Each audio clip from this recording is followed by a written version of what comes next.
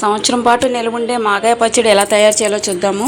ముందుగా మామిడికాయలన్నీ శుభ్రంగా కడిగి తుడిచి చెక్కు తీసుకొని ముక్కలు కోసుకొని ఎండన ఆరబోసుకోవాలండి ఒక 2-3 గంటలు. ఈలోపు ఒక 2 స్పూన్లు ఆవాలు, 2 స్పూన్లు మెంతులు దోరగా వేయించుకొని పక్కన పెట్టుకుందాం. పావు లీటర్ వేరుశనగ నూనెలో గుప్పుడు వెల్లుల్లిపాయలు కచ్చాపచ్చా కొట్టి వేసాను. ఇంగు 1 స్పూను, 5-6 ఎండుమిర్చి పోపు వేసుకొని బాగా వేగాక చల్లారనివ్వాలండి. మనం మేడ మీద ఆరబెట్టుకున్న మామిడికాయ ముక్కలు తెచ్చుకునండి. దీనికి 1 గ్లాస్ కారం పడింది, 1/4 గ్లాస్ ఉప్పు, మనం వేయించి పొడిగొట్టుకున్న ఆవాలు, మెంతిపిండి పొడండి. ఇలా వేపి వేయడం వల్ల మంచి స్మెల్ వస్తుంది, టేస్ట్ చాలా బాగుంటుందండి. ఈ 3 శుభ్రంగా కలిపండి. మనం పెద్ద ముక్కలు సన్నంగా పొడవుగా కోసుకుంటే అండి కొద్దిగా 2 రోజులు ఊరడానికి 2 రోజులు టైం పడుతుంది.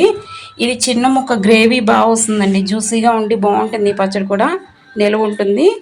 మన పోపు చల్లారిన పోపు వేడిది వేయకూడదండి, చల్లార్చింది వేసి కలయి తిప్పుకొని